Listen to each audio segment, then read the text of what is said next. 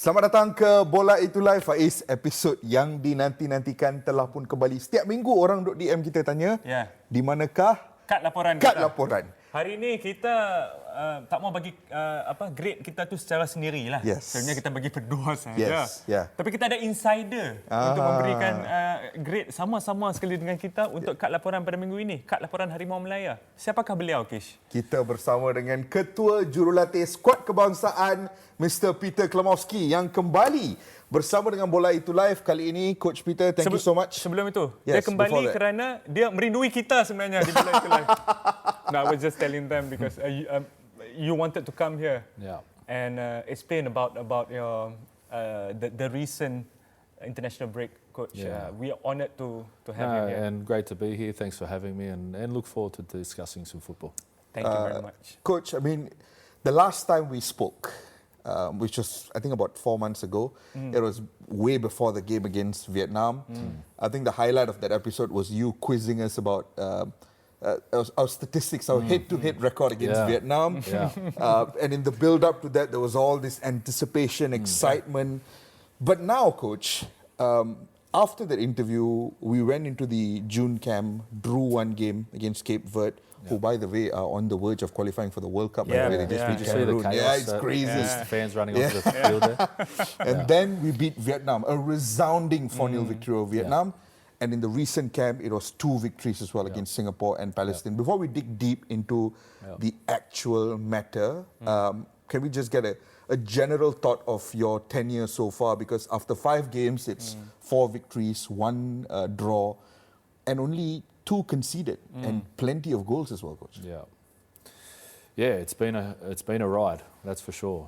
Starting point to where we are, there's been progress, and something I'm proud of is our football continues to build and evolve, and we've got more to improve on. Stay humble, keep working hard. And we've had some tough games that continue to challenge us. Take the positives from it, take areas that we need to develop more, and keep challenging ourselves to be the best we can be. And that's our daily motto, be the best we can be, and get better every day. So, really pleased with the body of work we've started, and we've got more to do.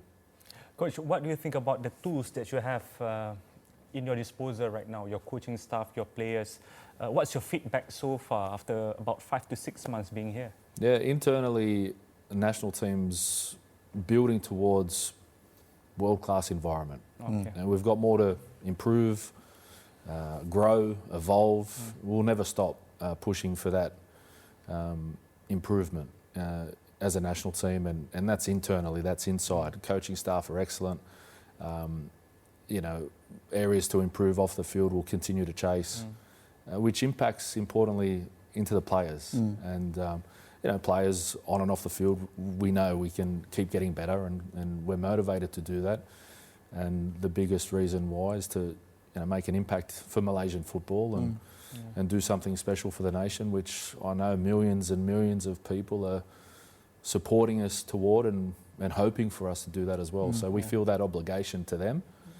As a national team, that every time the national team play, I hope everybody wants to turn on the TV and watch our football, give them something to look forward to, give them something to be inspired about, give kids something to dream of to become Harimau Malaya players.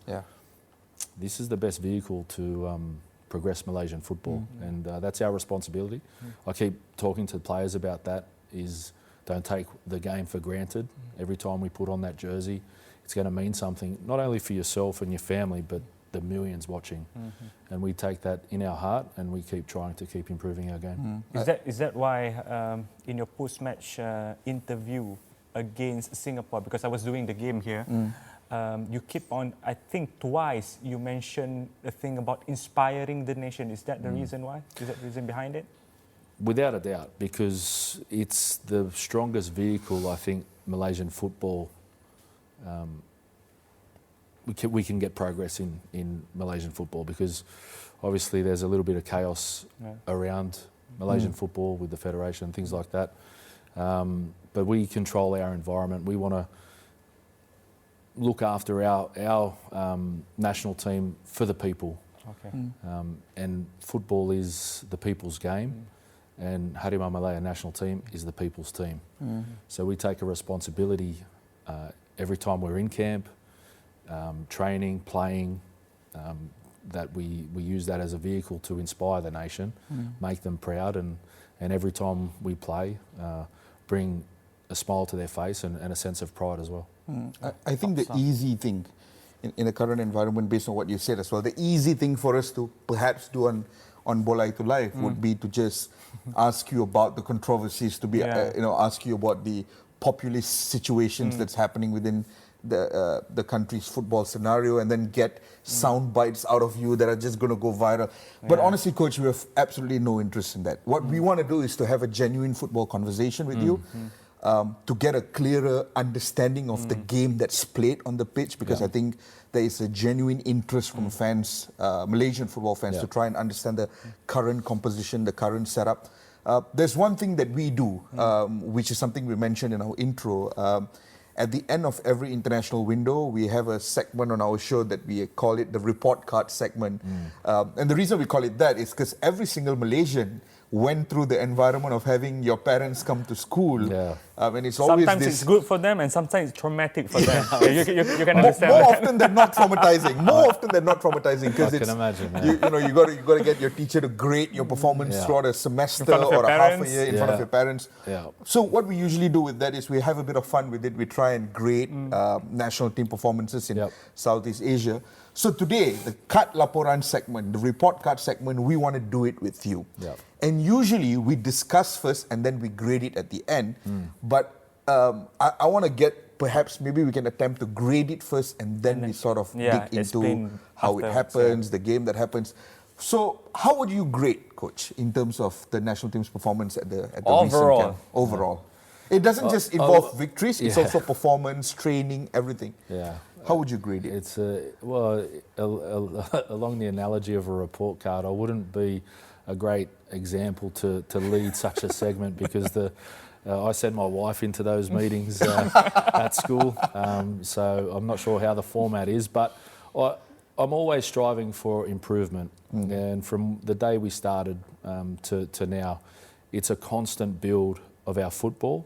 And if we narrow down to this camp, September 1 is day 1, and we play Singapore September 4 and Palestine September 8. So we've got 2 games, and very good games for us in different ways, in a short turnaround, which was really good for us to challenge our process, to challenge our operations, relocating mid-camp to a different location.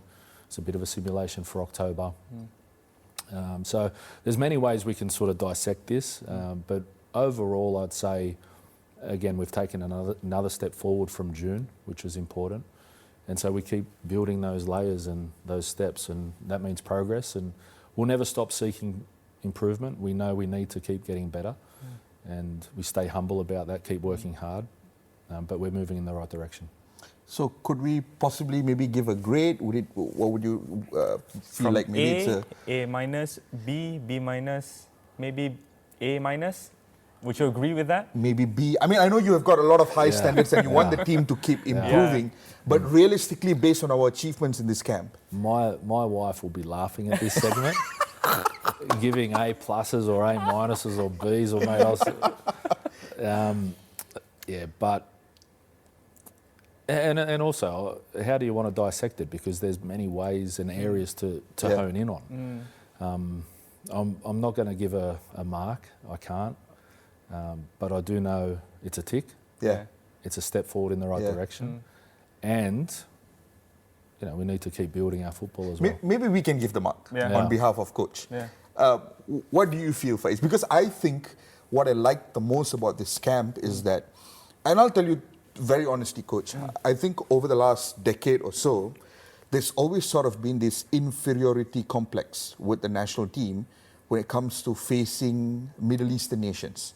It's always been a barrier too far sometimes for us. We've had some real difficult encounters against them. We've come up close. One of my favorite national team games ever was in 2019 against UAE at the Bukit Jalil Stadium, when I genuinely thought that night we would win. But then we came up short in the last minute and then we lost the game 2-1. That was the first time in a long time that we can balance out the Middle Eastern team. And now it looks like the gap has been, Yeah. And not this there victory anymore. against Palestine was our first in 24 years, which is a pretty seismic result, if you ask me. So all things considered, That's an impressive stat, by the way. You've nailed that one. all things considered, for me, I mean, also because we have our national team coach here whose standards are high, I'm going to give an A-. A- from me too. Maybe it can be an A if there are goals added in the Singapore game, but A from us, not from Coach Peter, but he refused to give a mark. But it's a fair assessment, Coach. Coach, you just mentioned just now, it's a simulation for the next international break that you change your base mid-international break, right? Yeah. Mid-camp. Yeah. Is that something that you intentionally think about, or? Yeah, a little bit. It was a good way, just again, to be located in KL and then generate a little bit of operational stimulation, logistics, change of environment, short turnaround, which is a little bit a benefit of. How did the players react? Yeah, good. I mean, and it's not we did that in May as well, but it's just. We just need to keep turning the engine over and making sure all parts of the operation is well tuned. And this was another way to keep fine tuning us for an important 2 games in October, no doubt. That's a fascinating perspective. The picking up camp and moving camp. I don't think a lot of us think about the logistical situation, but also attempting to create a home base, a home environment in 2 separate locations. It can be a little challenging at times. But I suppose maybe we can start by talking about the first game. Yeah. Let's talk Singapore about game, the game against Singapore, Coach. This was a game against our Causeway rivals at the Bukit Jalil Stadium. Our Causeway rivals who are going through a bit of a transition at the moment. Let's start by perhaps asking the question that a lot of fans were super curious about before the game and got genuinely excited about as the game went on as well. Stuart Wilkin as the right wing back. Because I thought that was a really enjoyable position to watch him play in. And he's sort of I had a friend of ours, Chun Hang, who kept mentioning that Stuart has this box crashing tendencies that allows him to penetrate the box from wide positions. What was your thinking around that decision? That for sure, and his deliveries are very good from wide areas as well. So there's an attacking threat in that decision, let's say. I'd love you to talk to Stu midway through the game, 30 minutes in, because it's a lung buster of a position, which is a little bit foreign to him. That's the first time he's played there. But physically, he did really well for the minutes he played. The data that we've got from the game tells us that he can play that position at a high level, which is great, because that's, again, a great outcome for us. He performed well. Again, first time he's played in that position, so he's getting a feel for that during the game as well. Proud of him. He did really well, took on the challenge, and it's just another little addition to growing a team environment, a team mentality that we're trying to build. When we received the team news and team selection, I remember we were here in the studio. I thought Arif Aiman would play that role because it is not foreign to him. He played there in the ACL even, in the full season of 2023 season. And if it's not right wing back, the position that he is most associated with is right winger or maybe up top. But then you put Arif Aiman in a sort of free role in the middle, kind of in the middle position. Is that an experiment, or do you see that's where Arif Aiman will play in the long term? Yeah, Arif has got multiple weapons as a player. Right? We're all aware of that. What a player. And we try to utilise those weapons in our team structure. He can definitely play as a wing back, let's say. Obviously does with JDT many times. So we know that he can do that. And I can see ways we can evolve our football as a team. Arif's super young player with what I think's just got so much potential. And we'll squeeze every little bit out of him when he's with us in our environment to get him at his best and excite the nation the way he plays. I want to get your thoughts also, Coach, on the setup. I think right now the 3-5-2 or 3-4-3 formation is a bit of a trending thing right now. Not trending as in a lot of teams are using it, but it's trending because obviously, one of the biggest teams on the planet, Manchester United, are using it. Some teams do really well with it. Some teams seem to struggle with it. But it's a very fascinating formation. And I want to get your understanding, Coach, from a coaching point of view. What are the potential upsides to a setup like that? I mean, it doesn't have to be exclusively to Malaysia, but generally speaking, a setup like that, what are the potential upsides? Yeah, and on that, if you ask me, if you look at my career, I'm 4-3-3 all the way through.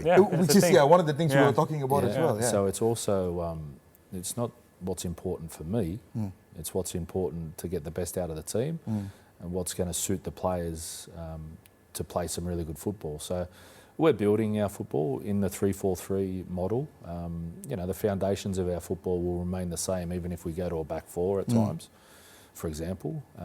And there's ways that we've got, I've actually just finished the analysis with the coaches this morning, and we've got ways that we can keep improving this game, which excites me. And that means more growth for the team, more growth for players, create more chances, score more goals, and get more players into the box and keep dominating teams, or try to dominate teams as much as we can. Can you tell us the workflow between you and your coaching staff?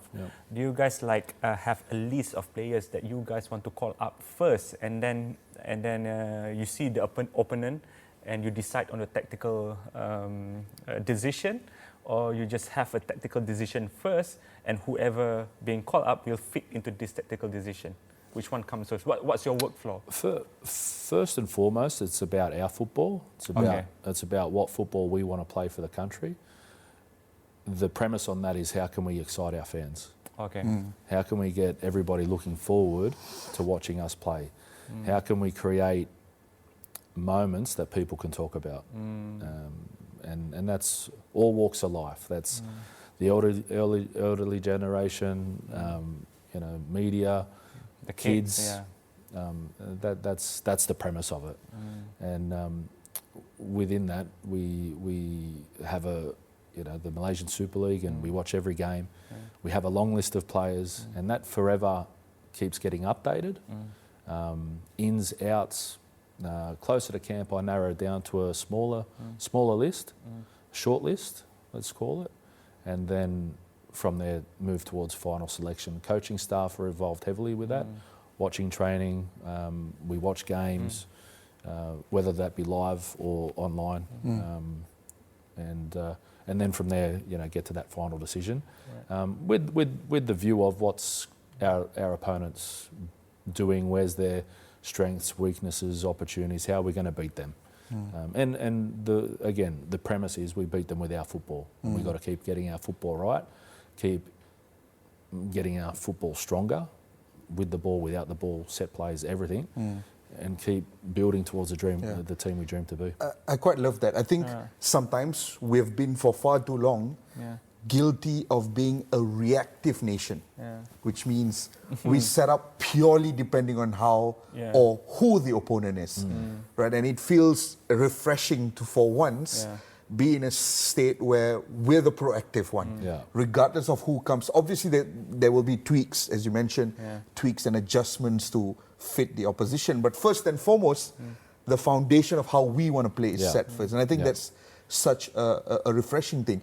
In the aftermath of the Singapore game, Coach, me and him recorded a very candid conversation, just sort of talking about what we liked about the game and what we perhaps thought could improve a little bit. But one of the things we liked, first we talked about the Stuart Wilkin experiment. We thought it was refreshing and quite enjoyable to watch him in that position.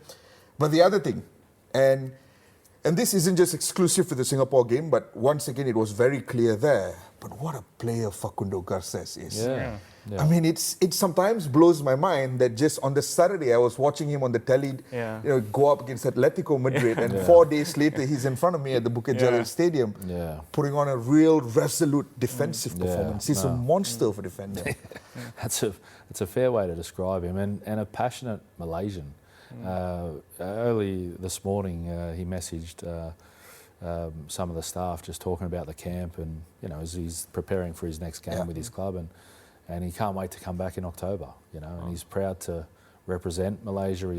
He's connected to the country in a way that gives him really special feeling to play, like all the players, not, you know, and that's everybody in the squad. But yeah, the sense of pride that he has to represent Malaysia is it's inspiring to watch, and it's a nice feeling. Well, what do you think, from an individual point of view, from an attribute point of view, what do you like the most about him? Yes.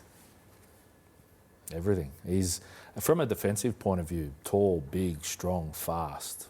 It's good characteristics to have as a defender. With the ball, calm, controlled, clean touches, good passing range, good ball speed. They're great boxes to tick in the attacking sense as well. And then you go in terms of mentality and professionalism, and he's a great example for the group, playing at the highest level in clubland.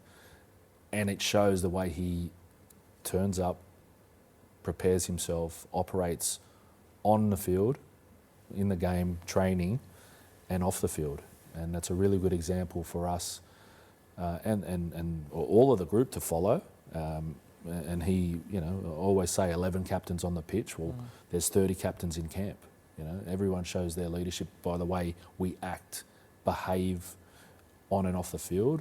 And that's another attribute that he's got well and truly, and yeah, a leader for our team. Looks like he's got a good attitude about him also, Coach. Yeah.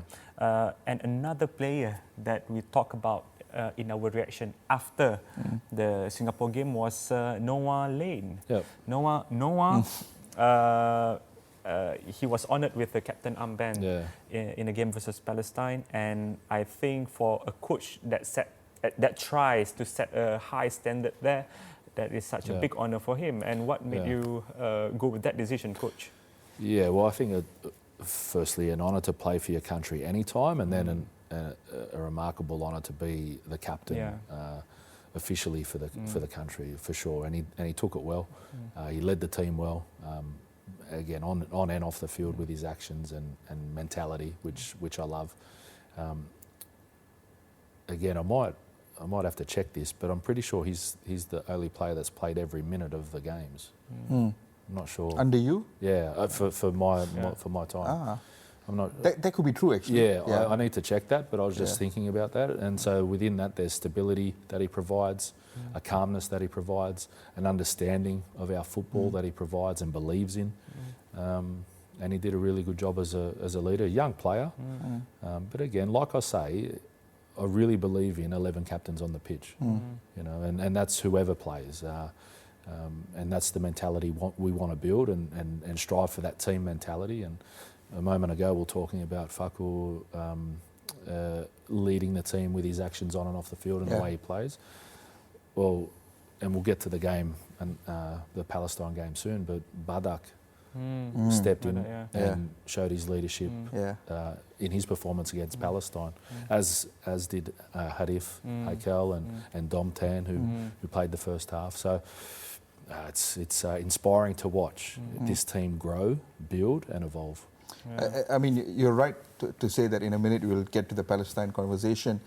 I was having a look at some of the numbers from the Singapore game, and I mean, to be fair, it's becoming a pattern with Noah. I think Malaysian fans who watch him with Selangor as well see a similar pattern, especially when they go up against the bigger boys. I remember watching Selangor's game against Buriram in the Shopee Cup. He was a unit in that game. He was running everywhere in that game. He is, the sort of buzzword that I think when I try to describe Noah Lane in my head to myself is that I call him a ground eater. He's just eating up so much ground, covering so much space.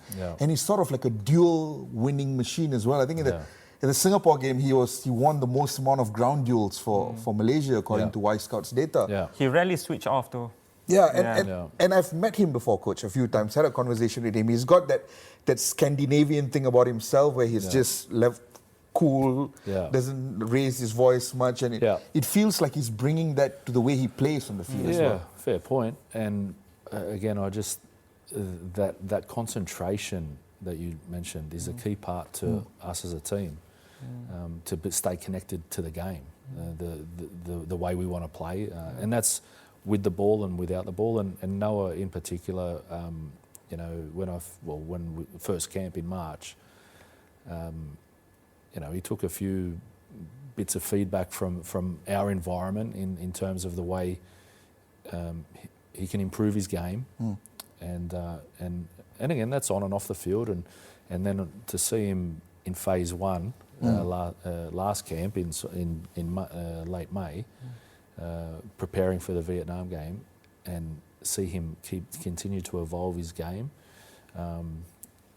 Even to this camp, he continues to grow and evolve, and that's his ability to receive in tight areas, to receive it and go forward. And you mentioned his physicality around movement. I think he's taken massive steps forward since March in every camp I've seen, and that's the way he's looking after himself off the field, because you can see it in his body, you can see it with his skin folds that the high performance team look after.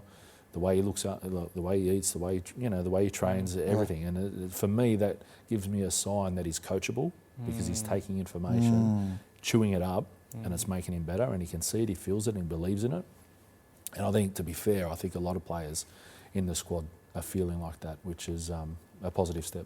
I love that word, coachable. I love that word. The ability to just eat up information and just apply it to yourself. I want to talk a little bit about that Singapore game in the second half, especially, Coach. If I compare your post-match interviews after the Singapore game and after the Palestinian game, you could see a clear difference in body language. I think after the Palestinian game, I think you were genuinely proud and happy with what the players accomplished on the pitch. But I could sense a bit of frustration in the aftermath of the Singapore game. And I think that frustration was not exclusive to you. I think it was echoed amongst the Malaysian fans at the stadium and at home, because our standards have climbed so much in the last 3 to 4 months that there is an expectation that we come out of games like that with a bigger margin. But what did you make of the second half struggle at times, and the fact that we conceded, terrific goal, but the fact that we still conceded in that game? Yeah, it's a good point that you've made, because I wasn't... there was many positives to take from the game, but there was ways that we can improve the game. So I'm sort of sitting on that post-match, and I think you can always get honesty from me in when I speak to the media. So post-match, I just thought we weren't great, weren't at our best, and that's disappointing, right? The players, you mentioned you guys or the fans, well, the players would have felt the same as well, and that's just a really good sign, because that's the standards we want to create. Now, we're not going to be perfect, and I'm not going to sit here and criticise players, right, or the team, because we're trying to do our best, right? And we're all human, so mistakes happen and things like that. But the intent to be at our best was there, and we just were slightly off. And again, having said that, we still created so many chances. And could have scored 4 or 5 or 6 goals. Even first half in itself. So again, that's really positive. But that's an honest sign of what we're trying to achieve, and to continue to improve. And that's, I think, my feelings post-Singapore. And then, again, we'll talk about Palestine, but maybe that's the difference in the 2 interviews that you mentioned, because the growth that I saw post-Singapore, because those little moments where you can be better and got areas to improve, the growth that I saw in training, in preparation, and in the match against Palestine is what a coach dreams of, and it's the progress we needed. We got it. We can tick many boxes from the camp, and it's, like I said, another good camp where we move in the right direction. In between the game against Singapore and against Palestine, we went to the internet and tried to see the discourse in between Malaysian football fans about the game at the time, and many have praised about the way the team looks and about the way the team beat Singapore at the time, and many also have voiced their frustration, especially on the second half that you said just now. For the selection of the team against Singapore and against Palestine, do you select them purely on that FIFA match day or that match, or do you have like one eye towards the games against Laos already? Because that's where it matters the most. I'm not saying that these games don't matter. This game does matter, especially in terms of FIFA ranking for Malaysian national team. Yeah. But you have one eye towards that. Of course. There was a balance of all of that.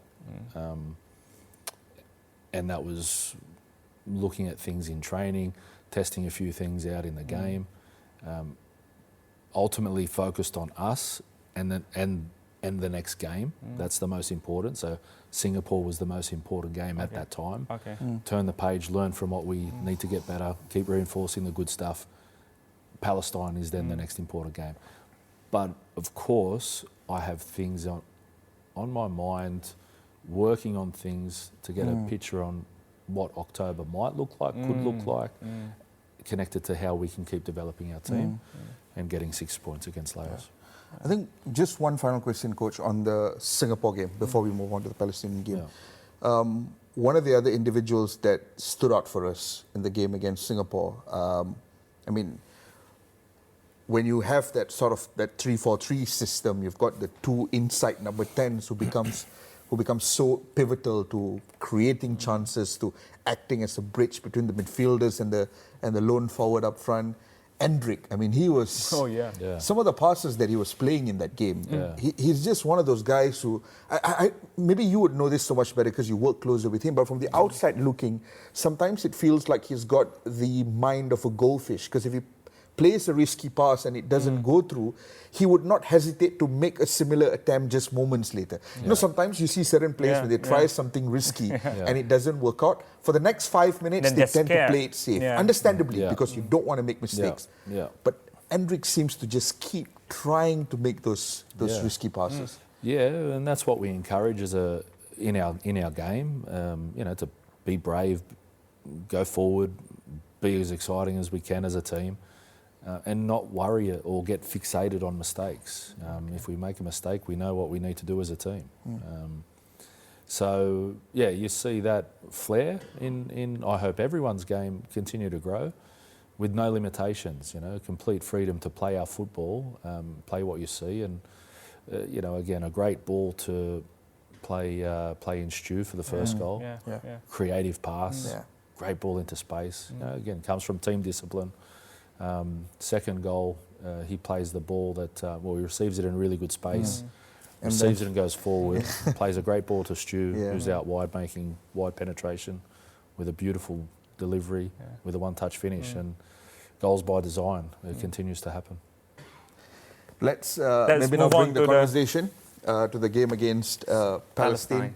And on purpose, Coach, on purpose, I did not mention anything about João Figueiredo from the Singapore game, even though he got a goal in that game, because I wanted to mention and talk about him in the context of both games, including the game against Palestine. Because by scoring the goal very early on against Palestine, João Figueiredo officially put himself into a very exclusive group of Malaysian players. He is now only one of 3 Malaysian players to have scored in 3 consecutive games since their debut. Wow. So the first is Mokhtar Dahari, who is arguably the greatest who've ever played for this country. The second one is the second one is our Pandit, actually, Nizaruddin Yusof, former striker in the 2000s, who also did score in his first 3 games. And now it's João Figueiredo. We have watched him very closely, more than some of the other players who recently just joined the national team, because he also plays in the domestic league and for JDT, and he is such an exciting striker. And it's not just, and I'll tell you very frankly, Coach, having been at the stadium and watched him a couple of times now, I'll tell you what fans love the most about him. It's not just the goals, because I think goals can come from everywhere. It's the fact that he is just constantly running and closing down players, and he's just moving about. And I think that's the sort of work ethic that resonates very well with the average Malaysian out there who's watching the national team looking for inspiration. Yeah, and spot on. He has that in abundance. That's the team mentality that we want everybody to have. So he shows a great example to follow. Again, another way to show leadership on the pitch. He's got the quality to, to hurt teams. He's got that team mentality to work for the team, which is really important to us. Because again, although he's got the individual quality, and so does Arif, and so do many others, we don't rely on that individual quality. We rely on that individual quality to come in as a team. And then from that point, 11 players doing that, we show even more individual quality from a team aspect. And you're seeing that with Figu at the moment. Yeah, and another player that we didn't mention in our discussion against Singapore just now, purposely, because I think Malaysians are quite surprised to see him in the starting lineup. It was Nazmi Faiz Mansour.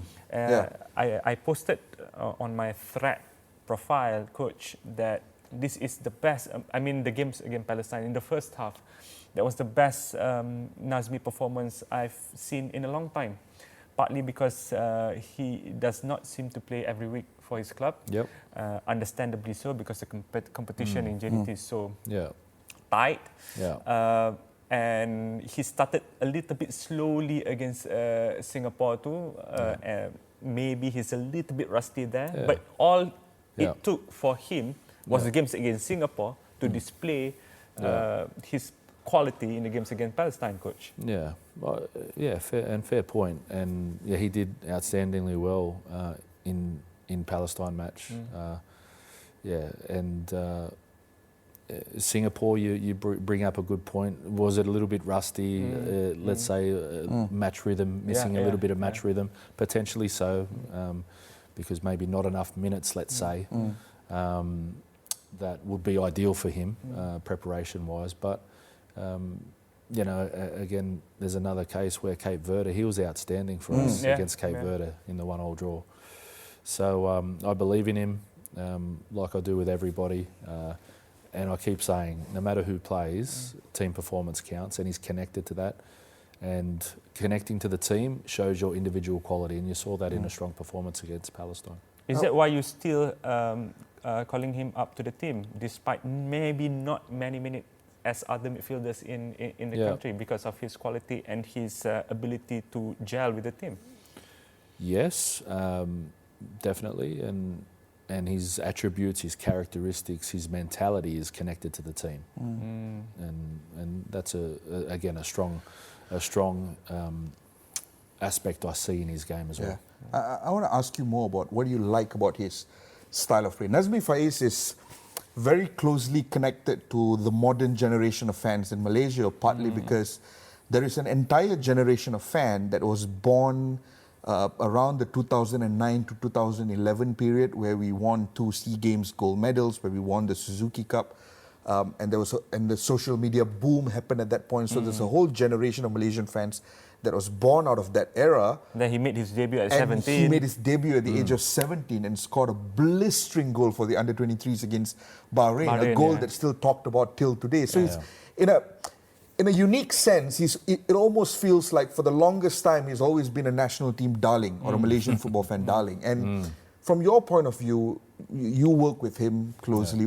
What do you think are his best attributes as a midfielder? I love when he's on the ball, and I love when he's looking to get on the ball and touch the ball as much as he can, and then that's connected to the team, and we try and get that little bit of central combination, play that little bit of a central overload, and then get penetration from our ways to get in behind them. So I love the way he gets into little spaces and tries to connect us to keep our game going. And then you saw it against Palestine, and he did everything he could against Singapore as well, but the mentality to work hard for the team is another example of 11 players doing a team performance. That first half against Palestine, coach, 7 shots Malaysia had, Palestine had 1. That was probably, in my opinion, the most dominant Malaysian performance against a Middle Eastern nation that I've watched in a very long while. What did you make of that first half? And maybe a different way to ask this question would be, if out of the 2 games, if you split the games into 4 halves, you've got the first 2 halves, first half against Singapore and Palestine, second half against Singapore and Palestine.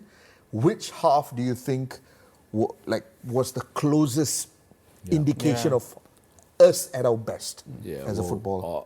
I would say Palestine first half was excellent. That was the football we want to try and produce. What about it, Coach? And I'll just connect back to the Singapore game when you say I was disappointed after the game. You saw the growth from Singapore game into the first half, the growth of our football, the belief in our football. And what I liked about the game against Palestine in the first half was the areas we got the ball into. They got a little bit confused with our play. We got into really dangerous areas to then penetrate and create some good chances. Now, having said that, I think we probably had more chances against Singapore. That's like a positive, because I think our attack's very threatening the way we want to play. But overall, it was against Palestine. We were dominant. A great goal early to start the game.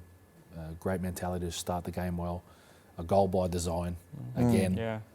And you keep doing that, and sometimes teams can't stop it. So within that, we're talking about the attack, and then the second half against Palestine is probably an area that you lose a few things with the ball, but they didn't hurt us defensively. So we kind of controlled the game without the ball, let's say. Sometimes against good teams, you're going to have to do that. We take positives from that, and we work out how we can continue to just keep growing our game to get more of that first half against Palestine and get it for longer periods. Coach, back to your selection against Palestine. Now, in the game against Singapore, I asked my pundits, and there's a big statement there. We were saying that the back three that you fielded that day, consisting of Irazabal, the captain Dion Kous, and Facundo Garces. Yeah. These could be the three, the pillars of national team defensively for years to come, due to their ability, their status, and maybe their age, right? And you wiped that out completely with a new set of back three against Palestine. Yeah. Dominic Tan, Syarul Saad, Badak, and Harith Aikal. But there doesn't seem to be any big major difference, change, major change in because terms of quality there. I'm proud of that. I'm proud of that, and that's I just don't say that. That no matter who plays, we play our football. Whoever plays on the pitch knows what to do. I say Badak, Harith Aikal, and Dom Tan in that first half. I'm so proud of their performance. Connected to our football, really powerful way, and connected to the team performance. So I'm so proud of that, because it doesn't matter who plays. Everyone's ready to do their job for the national team. You talk about the Singapore back three. Let's say John, Facundo, and Dion. Well, that's something I wanted to look at. We talked about Stu Wilkin as a wing back. I wanted to look at those that back three together. That might be something that we line up for against Laos. Matt Davies is injured at the moment. Again, just little ways to keep experimenting and also challenging ourselves a little bit to keep growing our football and making sure no matter who plays, we put our stamp on the game. And we probably tested ourselves against Palestine in a way as well, where Dom Tan came off at half time. And we put Corbin, who's trained in that position and hasn't played there as much. And he's, again, another way to test out our game, test out our game, test out a team performance against a very good team. So I'll continue to look to challenge us and keep evolving, because that's the best way to grow. Would you say that by then, by you doing this, you have trust in our squad depth right now? Yeah, I believe in every player that I'm working with. I believe in every player that I call into camp. They're into camp because I believe in them. They're in camp because I know I can get the best out of them, and they have something to give to the nation. And that will continue. It's incredible, really, to talk about the squad depth and the different variety of options we have. I mean, we'll get to the wing-back position in just a minute, because there was another phenomenal performance from one of the most informed wing-backs in Malaysian football right now. But just an additional question on Badak Syarul Saad. I've got a soft spot for him because he used to play for Perak. It's my team. He was our poster boy for the longest time. Part of the team that won the Malaysia Cup in 2018. He was up against a striker that became global attention during the Club World Cup. You know, scored a hat-trick against Porto, recently got a big move as a designated player in the Major League Soccer. You know, the celebration. Iconic celebration. A guy with his own story of his own as well, Wessam Abu Ali. And bar a couple of free kicks, bar maybe a few half chances, I thought the back three kept him shut for a vast majority of the game. And there's a challenge in itself because he's a great player. And they're a tough team to, you know, they're a top 100 team. They were a minute away from being in the next stage of the World Cup qualifiers. They will be at the Asian Cup.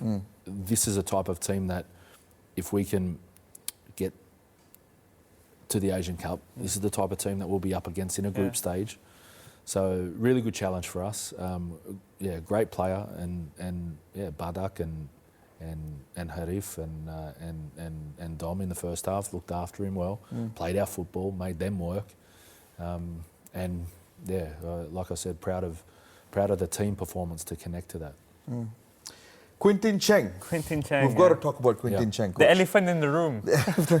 Because this year, I think one of the most impressive performances in the Liga Super so far.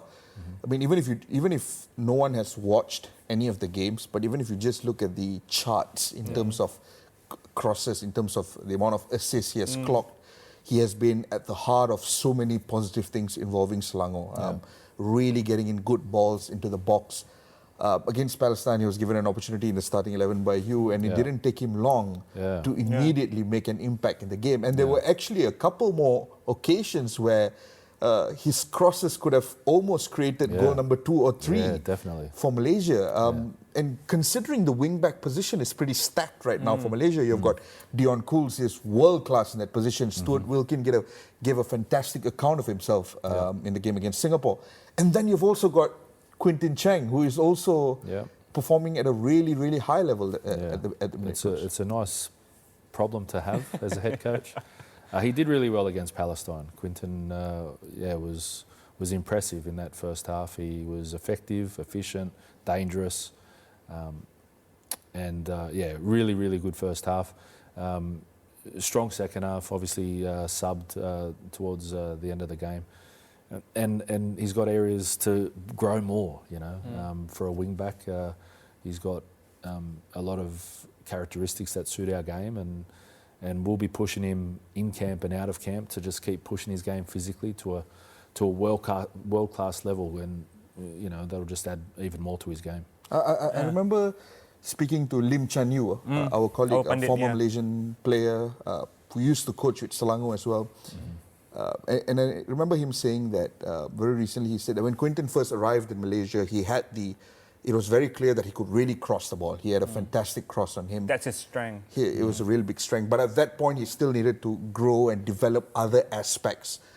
To him, watching Quintin now, he feels that one of Quintin's biggest strengths is just his ability to find space on that wide area, get into those positions, be the furthest man forward sometimes.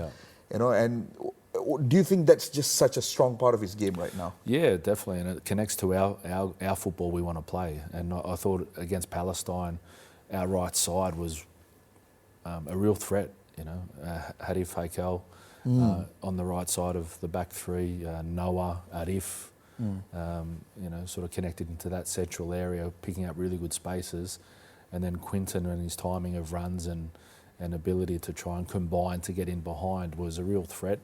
Scored a good goal from it and created a couple of good chances to get the second and third, which would have been fantastic for us. It would have been deserved, and that's a credit to and all credit goes to the players for that. I think last one about Quintin, he got his breakthrough, I think, during 2022 season in Penang, and that's where his strength, that is his crosses, comes into play, and Malaysian football fans take notice of that. But that does not translate necessarily well to the national team setup by the coaches before, or maybe the environment before. What do you think? Why do you think now he can translate his club performance to the national team? Good question, because I don't think about the past or look at the past, but I think what's important for us is our environment, our culture in the national team, and we're pushing for world-class standards off the field. The way we look after the players, the way we treat the players, the way we connect with the players, educate the players, let's say, respectfully about what we want them to do. Players are embracing that, and it's becoming a really good ambience and an atmosphere around developing each other. So connected to that comes growth. Maybe they were waiting for that, coach. Maybe they were waiting for this environment to come. That's why they embrace it. I'm not sure, because I don't want to get connected to the past, right? And I respect the past, but all I can say is what we want to stamp on. What's important for me as head coach of Harimau Malaya, and what is important for us as a national team every day. That's all the staff, all the players. That's our little hub. And that little energy that we have in hub, family environment, committed to each other, respect each other, be the inspiration for the nation, that's the source of motivation for us. And I want to make sure we stay humble. We're doing things in the right direction, but I know we've got more potential and more work to do as well. Just to summarize things, Coach, I mean, when you first took on the job at the start of the year, did you at any point expect that 9 months or 8 months into the job that you would have a won 4, drawn 1 record, countless goals scored, decent number of goals scored, only 2 conceded, and a genuine sense of progression? Did you expect this to come as naturally as it has? Or has it exceeded your expectations? No, I don't think about it like that. But when you say that, it might give me a time to reflect on it and go, yeah, okay, I see what you're saying. But I haven't thought about it like that. I keep it really simple and really clear in my head around the daily mentality. And maybe people one day might get sick of me talking about it, but trust me, I will never change, because the solutions to problems come from that, and so do the rewards. So like I said, it's some good things building. We've got more work to do, but the mentality to get better every day will never change. I mean, tweaking his question a little bit, did you foresee at that point, when you first came here, that after 9 months, you get the trust of the nation to continue to lead this very important project in Malaysia? Good question. I mean, when I took over, the country was in turmoil, let's say. There was a toxic sort of environment from a national team perspective that I was aware of and didn't understand truly why. But now that I'm here, I do understand it, I do see it. And it's what I said earlier on, the best way for us to help Malaysian football as a national team is to play some good football, get people talking about football. If football becomes the essence of everything we do, then Malaysian culture, the Malaysian passion for football is there, it exists. We need to ignite that and stick together on that, and base everything we do on football, not political agenda or agenda-based things to hold the game back. It's really, our vehicle is football. Our way that we can inspire the nation is by what we do on and off the pitch, and that's our responsibility, that's our honour, that's our privilege, that's our motivation as well. I remember on the sidelines after the Malaysia victory over Vietnam at the Bukit Jalil Stadium, when we spoke to you alongside some of the pundits, and I remember you at that point saying very publicly and vocally that Malaysia is divided right now in terms of its football.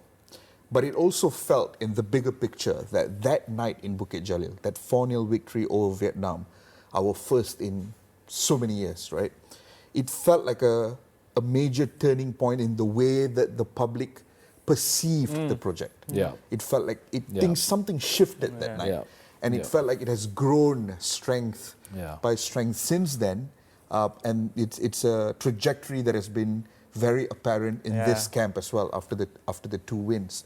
What would your message be in the current context? At that point you said it was divided, but it feels like the community is now turning its head towards the project. The buy-in is a lot more apparent.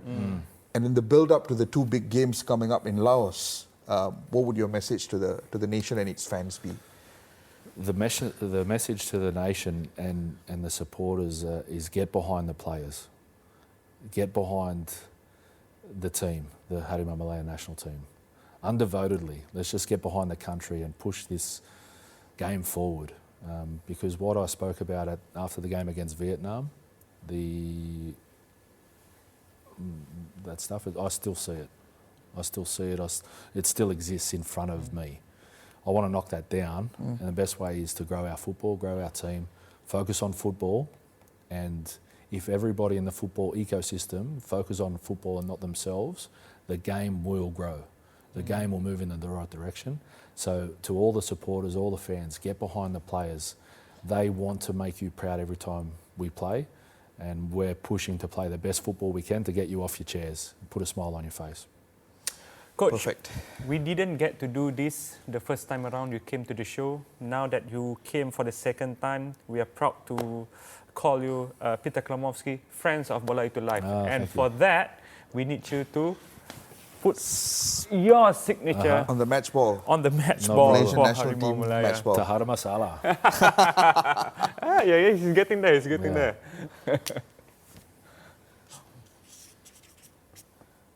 Thank you so much. Yeah. Perfect. Welcome to Bola Itu Live fraternity. Thank you so much. Thank you so much for taking the time to be you, here, Coach. Coach. Thank we you very genuinely much. appreciate you spending some time to talk about the national team in depth. Sama-sama.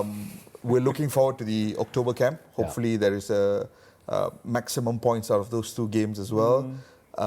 And then we've got the big ones next year. I think the one that me and Faiz are really, really excited about, we are already thinking about planning a trip there, is the one Vietnam away from home. I have had countless, and I'm not even joking, Coach, I've had countless depressing trips to Hanoi in my life because we've always gone there and we've always left having lost the game. Really? And I'm looking forward to for once, going to Hanoi, enjoying a victory and coming back. So that's the one we're really excited about. That's we'll do everything we can to do that. But I'll go back to the cliche. We'll get the next game right and focus on October 1st. Perfect. Thank you so much, Coach. Thank you so much for taking the time to be on Bola Itu Live. The great Coach Peter Cklamovski didn't give a grade. He gave the analysis. We gave the grade A-. Pandangan korang pula. Grade apa yang korang nak bagi kepada skuad kebangsaan? Grade kita di international break yang lalu. International break lalu kita bagi B something. B plus or B plus or B minus. Tapi A- for Harimau Malaya. Kali ini pandangan korang kongsi dekat ruang komen. Itu adalah kad laporan full 1 jam. Korang minta, kami dah bagi bersama dengan Coach Peter Cklamovski. Jumpa anda dalam episod seterusnya. Thank you very much, Coach.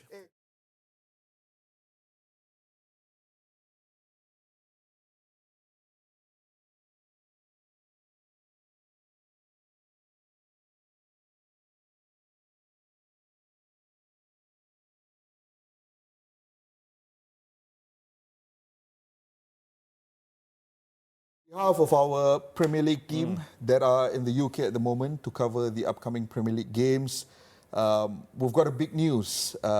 Ange Postecoglou has now been hired to replace Nuno Espirito Santo at Nottingham Forest. What do you make of that appointment? Yeah, I'm excited to see Ange back in the Premier League. It's where he belongs. He had itchy feet to get back into the Premier League, so he waited patiently for an opportunity that presented.